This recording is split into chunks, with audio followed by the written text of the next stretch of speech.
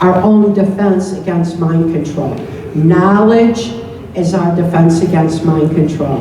The censorship on it has been extensive and very difficult to be speaking out on for as long as I have. My 1995 testimony for Congress, naming names and MK Ultra operations, was censored under national security. The National Security Act went into place right at the same time that we brought in Project Paperclip, brought the formula for mind control in order to keep the information silenced, to be able to keep things secret. So this is a truth that needs to come to light. It's pertinent. I'll be speaking later today on it much more extensively, showing you how the pedophile agenda is a mind control agenda, because there's no trauma more horrific on the human mind than sexual abuse of a child prior to age 5 while the brain is still forming. When we understand mind control, we understand what in the world is going on, and MK Ultra is the secret title that it has been operating under. And in my particular experience, I was born into the sub-project of Project Monarch, which is multi-generational. So I'll be talking about all that much later, but mind control is intended to create a compliant society. The formula is the same, whether it's of an individual, a nation, a classroom, a military, or the world.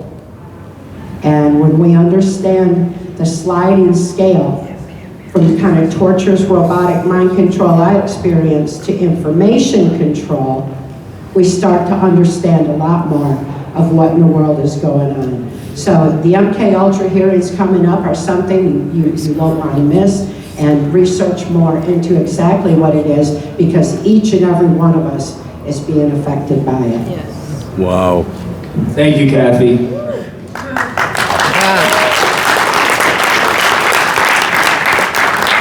I've had the honor of having you on my show many times, and I've said this many times, but I gotta say it again for this audience. You are the reason that I have hope that humanity can heal.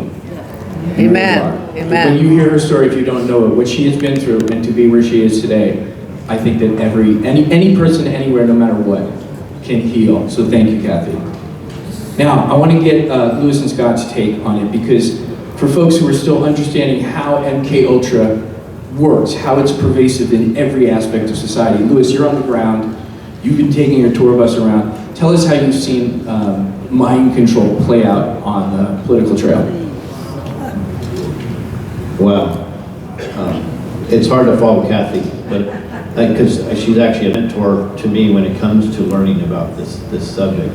I did, my first film ever was 20/20 Vision, and I included it into one of the conspiracies that were actually proven was MK Ultra. I included that in the film about 6 years ago. What's important to know is this is where I give some people that seem to have cognitive dissonance a little bit of leeway, because we can't. I tried years ago to just snap them right back into reality, and you just lose them for several years, right? So I've learned that this is where I have to speak to people where they're at, not where I want them to be, and it's been very, very powerful. I've noticed just planting the seeds, because God really will water the seeds, like I mentioned yesterday, and they will snap out of it on their own. So it's powerful. But what I've learned is there's a trigger aspect to this that I'm sure you've seen. So you say something that is outside of their programming, they almost turn into another person immediately. We've all seen that probably. And we want to have a conversation after that point. No, it's done. That is not the time to have that conversation, because they're already snapped out of it. Now, I have used some techniques that have kind of worked, and I've said, is that a purple lizard on your shoulder? And then they're like, what are you talking about? Oh no, I'm just messing around. And then that brings them back down, and you can have a conversation. So if you understand techniques like that, you can have a conversation, but it's not easy. So it exists. We see it on the campaign trail. We see it everywhere. But I think Cathy would agree with this. When the three-letter agencies announce that they've ended something, it just means they've renamed it. Wow. right? So their karma, because they do have karma, their karma, they can say, yeah, we got rid of it, we don't do that anymore. Well, they don't. They've renamed it and they've accelerated. I mean, you may hear something called voice to God, right? That's a whole another level of MK Ultra. So it's something for us not only to pay attention to, but I would start having these conversations with people, especially since now it's coming out in the zeitgeist. And I've said this years ago, I just posted this a few days ago. The one person that you want to pay attention to the most right now is Anna Paulina Luna. She is put in place on purpose. She's the only one speaking truth and truth to power. Doesn't matter if you like her, love her, that's unimportant. She's a piece of the puzzle that everybody should pay attention to right now, because she is the one that's bringing this stuff out strategically, in my opinion. When I hand it to him, I do want to say hi, Scott. I want to say hi, Scott. With the hatchet. My microphone. I was warned not to call it an hatchet. I'll call it whatever you want as long as you're carrying it out. Thank you, Louis. So, Trump did a really good job by starting the fake news, right? And that was the beginning of sort of breaking the spell. But you know all about the information warfare. Talk to everyone about how the media is using MK Ultra type tricks to manipulate them. That's the right question, because I'm sitting here thinking, listening to Cathy talk, you know, how does this affect you? How does it apply to you? First of all, the reason I actually started this warfare platform called The Tipping Point on the radio show, and then Patriot Streetfighter, was one reason. You know, being immersed in elected politics for 3 decades, my angst for all of it was because these people are liars, thieves, and killers. And I say that with every intent. These people in Congress, Senate, they're liars, thieves, and killers, one of the above or all 3. Once I found out what they're doing to the children on the planet, that's when I decided I will not live another day on this planet doing nothing about it, and I'm going to be the most ruthless attack machine I've ever had until I put it down. And that's what I started. I then met Cathy sometime later and started learning in the depths of the depravity. You're 6 months old, you know, and you're being abused in this satanic ritual abuse, multi-generational operation of a family. It's insane to me. But here's what you need to understand, all of us. Every one of you are MK Ultra mind programmed right now, all of you. You were raised sitting in front of a TV, and look where we are today. Everything that you have in your mind has been planted there by their machine. Television, radio, advertising, now internet, movies, TV shows. Well, I believe this to be true. How do you know? Well, because, were you there? Did you see this? Can you verify it? Pretty much nothing in your life, in your world, can you absolutely verify with your own evidence. Our belief systems are built by this machine. Look, your brain is a hard drive, nothing more. And it's programmed from the time you're born until today. The difference is that hard drive can never be blanked and have new software put in. You have the responsibility to try to deprogram yourself. And here's what I mean by that. You know, I always loved action movies, violent movies. I was recruited for Navy Marine Aviation back in the early 90s, 1990. It all came apart because they cut the budgets, and I was a top tier candidate with the Navy for aviation, and I became a casualty. And all I wanted to do was blow shit up and kill bad guys. That's what I knew God wanted me to do in my life. I walked away from a competitive bodybuilding career when I was ready to turn a corner. And I walked away because that's what I was supposed to do. And it came apart. And it was the best thing that ever happened to me. It destroyed me for 10 years. It was a very tough thing to live with because I didn't get to do what I thought was my dream. God had other plans for me. A devout Christian friend of mine said, Scott, her brother was a Marine Corps pilot, top Harrier pilot in the Marine Corps. She said, I just knew this is what you were destined for too. When it didn't happen, I cried my eyes out one day for 3 hours after the DOD sends me the letter.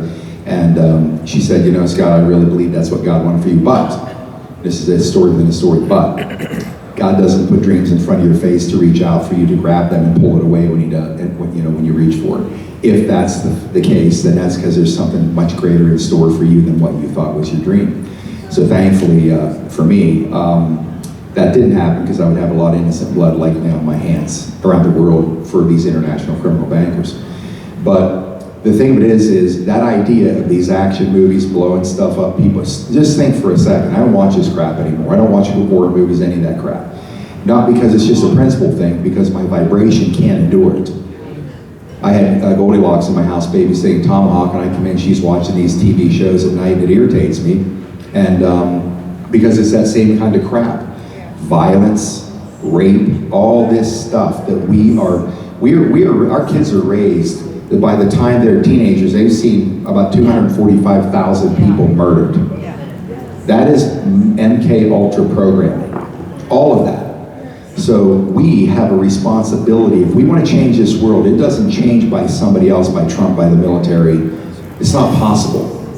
This is a we the people operation, and unless people stand up and start to get engaged in some way, shape, or form, how many of you say, oh, man, I'm sick of this, I want this thing done, I want it over with? Well, it's not about getting it done, it's about getting it right. The military will never hand over a restored republic to a population that cannot show competency.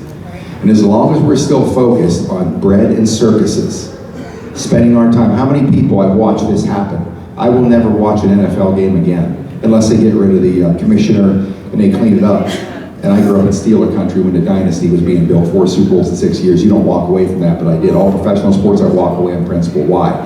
And everybody else did back in that time. When Kaepernick came out, what did everybody do? Virtually everybody I know, they went back to watching the Super Bowl. How effing dare you? The #1 trafficking operation event in the nation, around the world, 1 billion people are still supporting a satanic ritual machine. And I just say, what the hell's wrong with you people? What's wrong with us? Yeah. We have got to start making a principled stand in our own lives. You have to become the person that you want the world to be. That starts with us.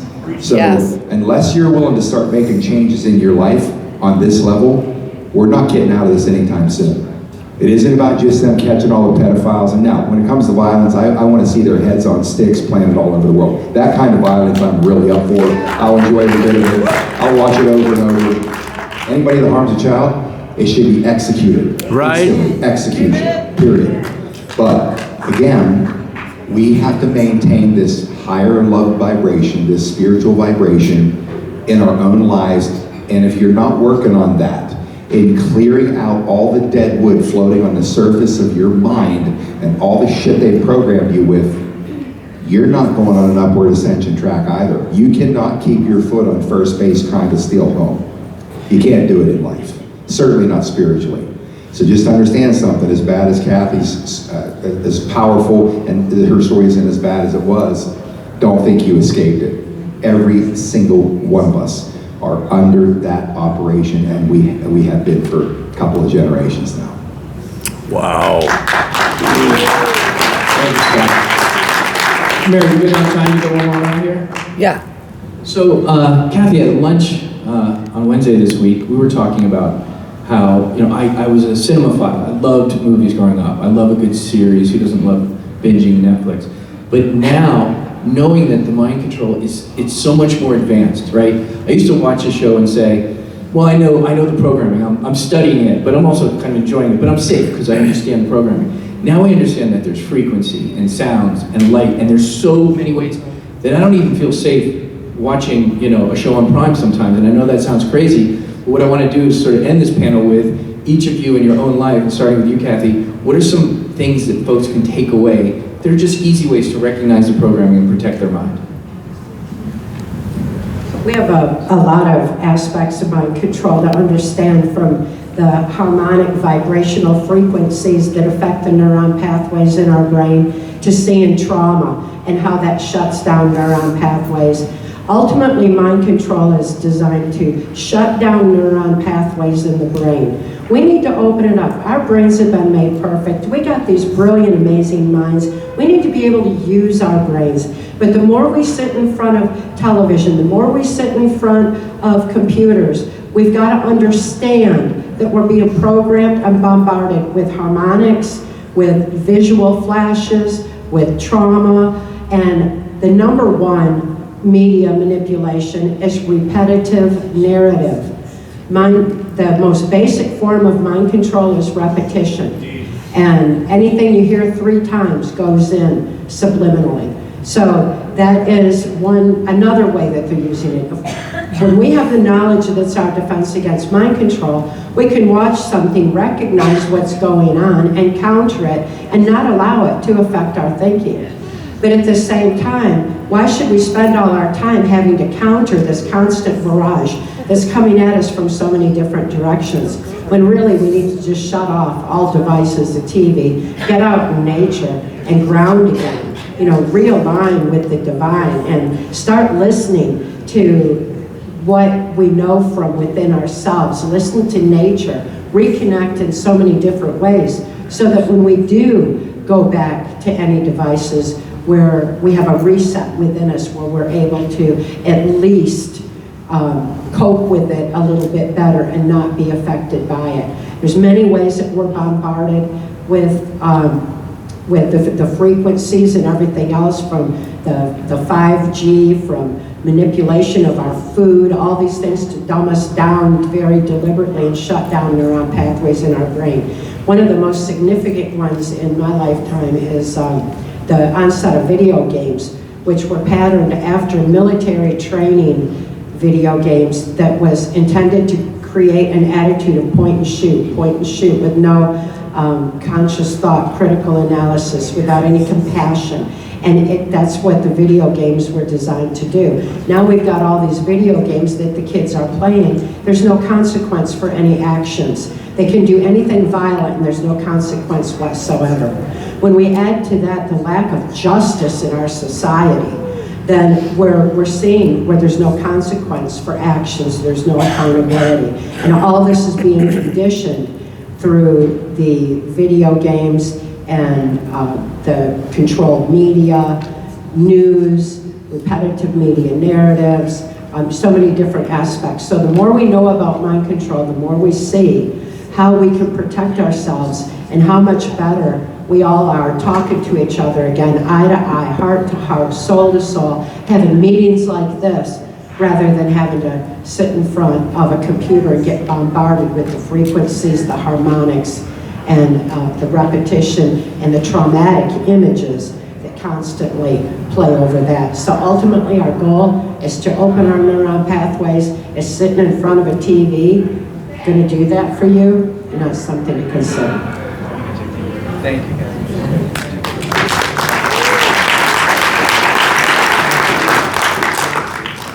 So we all figured out now we're dealing with an evil satanic cabal, right? I think we know that. And one thing that I've learned really quick that they don't like is they don't want us in high vibration. They need us in low vibration. And actually, constant hate of them works to their advantage, not our advantage. Amen. Right? Living in fear works to their advantage, not our advantage. Because fear is their fuel. And I always liken it to this. I've said, if you were on a battlefield, tanks against tanks, and the opponent all ran out of diesel fuel, would you say, oh, stop the fight, run over there with your tankers and fill up their tanks?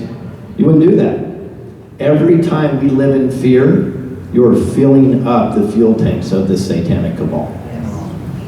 That's a choice. Our vibration is imperative. During COVID, what did they do? Separate you 6 feet. Stop you from looking at facial recognition, right? So we need to do our best to reestablish community instead of run from community. Yes. And if anybody knows, I did, with the troop tour, 117 stops in 2.5 years. Not because it was financially good for me. In fact, it just destroyed my family. My wife and I lost a $2.5 million business because of it. Almost bankrupt. But it's because God said, literally, here's what I heard. Don't expect the people to come to you, go to the people. And I found out when we did this, so I've done a lot of shows, like Scott's done a lot of shows, and Cathy. It's great because if you have the chat up, there's a little community there. But the difference when we went in to a city and brought people together was so dynamic. Like what Meri's doing today, it was absolutely incredible. And I'm going to leave you with this because this is a personal experience I think is very, very powerful. I used to own a company that built, let's say, outdoor great things, and kitchens and barbecues and, you know, pavers, and did a lot of things. And I had this one couple that were very distraught. They lost their daughter. In fact, the wife turned out to be a hoarder, which you've seen if through great loss many times. That's the way she was healing. She didn't want to throw anything away, especially anything that could have connected her with her daughter, as much as a little piece of paper with a tear on it because it reminded her of something. So getting to the house was crazy, but we were doing the work on the outside. So they wanted to build some type of sanctuary in the backyard. So we built that, but I had to start having a conversation with her and the husband. And through the talking, she didn't even want to break up the concrete in the front because she wanted to find a way to keep it, to hoard it. And I worked with her a little bit from a psychological aspect and said, why don't we just cut out little slivers in a design that will enhance it? But here's what's most important, and this is I get choked up thinking about this. What I did is I ignored the father that lost that daughter virtually in this whole experience. And I decided I'm going to have an open conversation with him. What do you want out of this? I just want a place to read my book. And I said, okay. I said, anything else? He goes, you know, I really love to say hi to the neighbors. And then it hit me like a ton of bricks. And this is about 4 or 5 years ago. I said, wow, have you noticed that all new homes don't generally have front porches on them? Yes. Right? Think about that. No, I missed that. That is intentional. I missed it. Yes. Because that starts breaking up the community. Where they are most afraid is when we get together in one voice, one thought, under God. That's where they're most afraid.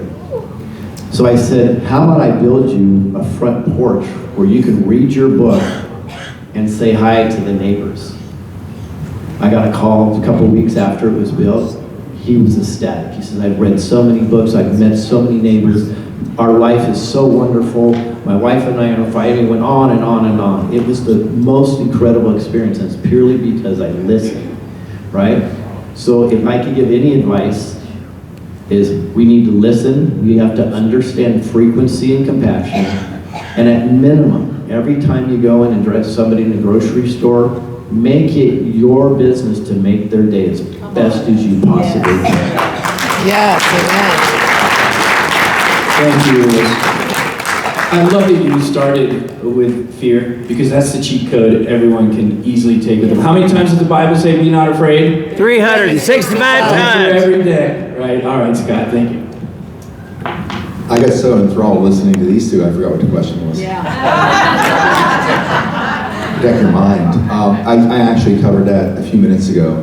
One of the things that I've been doing probably for 35 years is that I ruthlessly control my environment. I avoid negative like the plague. I've got sisters that I won't even spend time around because of the negativity, the gossip, and all that nonsense. And I love what Lewis said. He said two things, and I agree 1,000% because he nailed it. As I said, be the person, be the change in the world that you want to see. And the idea that they've separated all of us, their greatest fear is that sense of community. And that's why I spend so much time going around the country and meeting face to face with so many groups and tactical civics groups and America Free setting up their own local militias, which is fire department type of people, rescue, all that. It's not just about having a sidearm and a magistrate patch, but that's what I've been promoting and why I do that, because somebody said this to me years ago about the whole front porch, engineering that idea out of society. Folks, think of that. These people play the long ball. This satanic realm plays the long ball. They don't need to be here to see the fruition. If they're on their way out the door, they're being put in the ground. If they can blow half the world up, that's like one more victory for Satan. And that's why what the advantage it had on us, we think only in terms of our lifetime. Well, why should I work on that? Because I'm not going to be here to see it. They don't have that concept because they have their eternal dark power, that they're chasing. And so putting this in motion has been about 40 to 50 years. And as Lewis said, look around. How many front porch? I grew up with front porch. All the neighbors had front porches. People walk down the street over, to the cemetery with their dogs, whatever, and there's always conversation going on, there's waves. The sense of community is where we lost the country. We lost that caring about our neighbors, caring about people in our community. And that's why I've been so passionate about these movements that we fueled to get people to come together. And these events have done that in spades. Unfortunately, people can't travel all over the country to get to events, but they sure as heck can do it in their own backyard. And that's why I promote, if you want to clean up the country, if we the people want to take our country back, it's not possible. It's a Leviathan. There's no way we can combat it at the top. And I said this from the very, very beginning of the radio show. Folks, the foundation of their power, the lowest level of their power, are the school boards. That's the first organized, orchestrated takeover. And truly, the dumbest people in America are sitting on school boards all over the country. Not all of them, but some of the dumbest. And they've never had any success in life at anything, but because people with business experience or common sense refuse to take the time out to run for these offices and have real common sense solutions. And why? To no fault of their own. Dad's working, sometimes part-time outside a full-time job. Mom's working. They orchestrated the tax code to bury us so you can't have mom at home anymore raising kids and instilling their values in them. That I understand. But that table is going to be cleared at some point here. The Republic is officially, as I understand, restored. But as I said, we have to show the powers that can hand us back our sovereign governing over our country. They're not going to do it unless we can show them at the county level, getting involved in local bodies, good people at the county level, and eliminate this corruption.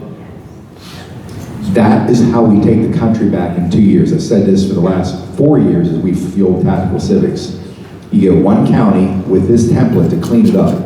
Run these scum. Now you think it can't happen? Look when all this nonsense was going on with COVID, the school boards and air assault on the kids and masks. West Palm Beach County, every person on the school board is a liberal lunatic.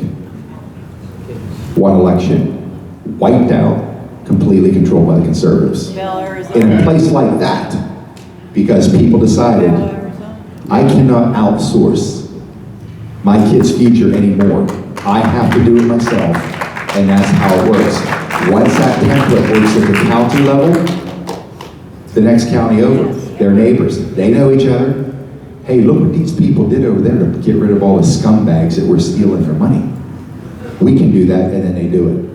And then it happens again over here because they hear about it, and then over there, here, and before you know it, you got a grass fire sweeping the country because the enthusiasm starts to build, the energy, the momentum, where people around the country, different states, different counties, will start doing the same thing. And I'll leave you with this. This is how I know it's true. When I discovered the tactical civics concept in 2020, I saw this compendium, shows up. I don't know how I got it on my computer. I read it, I was like, my God, this is phenomenal. I did 2 radio shows on it. The second radio show I did, I was doing my round table with Nino and Jaco. Nino pops in and says, is David Zuniga coming on? Because I introduced him. I said, no, dude, this is round table. It's just us. He goes, oh, in classic Nino fashion. He's my unruly little brother. He says, oh, I think I'm supposed to be on my show with David Zuniga right now. I said, let me text him, send him a Zoom link, see if he can pop in. 2 minutes later, he pops in. We covered the concept again. David was remarkable. Boom. All of a sudden, it got people's attention. A friend of mine in PA said, called me up. He read the book called The Great Reset. I've known him for 30 years. We've been like this for decades. And he said, he was so fired up. And I just said, LFG, we're going to light this thing up. They had 150 chapters after many years of trying to get this off. They had 150 chapters. There's 3,143 counties in the country, and 150 counties had a chapter. There was about 600 total people. We started to fuel this thing. 1 year later, 1,600 plus counties over half the country had a tactical civics chapter, and it went from 600 people to over 8,000. 2 months after this started, I was back in PA, and they had a gathering. They figured, hey, Scott's coming in town, let's see if we can get together. And a guy that I knew, a business guy, gave a lodge outside of town in the woods. Beautiful lodge, lake, big, beautiful pavilion. So I said, sure, we'll come back there. They put the word out.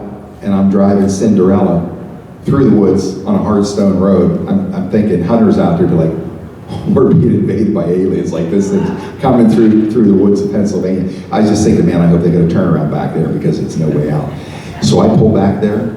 It's 2 months after we did this, 2 months. Beautiful pavilion. Underneath that pavilion were 125 people sitting there.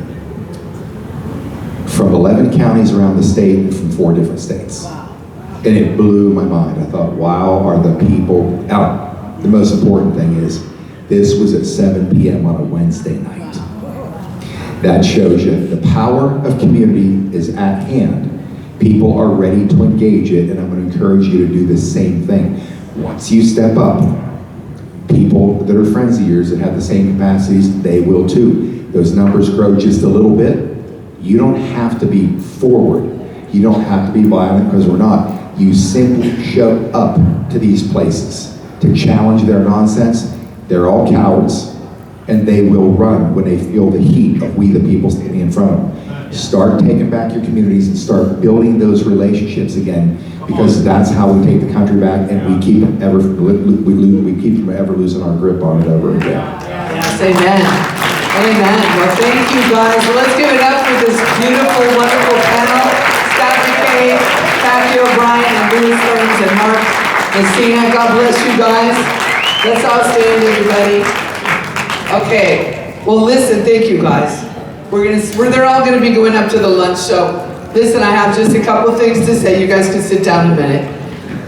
First of all, I have a confession to make.